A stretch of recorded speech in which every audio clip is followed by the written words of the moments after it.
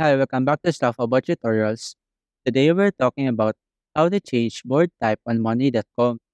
Maybe you want to make a board shareable to other clients or you want to make your board private.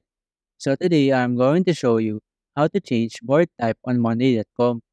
Check video description and I will try to leave the written instructions. So let's start.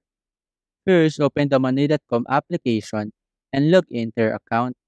Once you're logged in, you will be taken to the home page.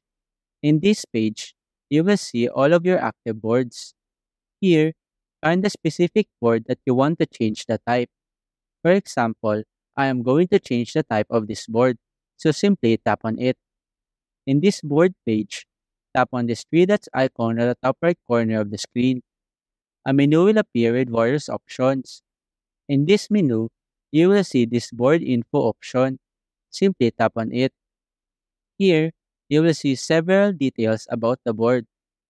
Now, to change the board type, simply tap on this drop-down button.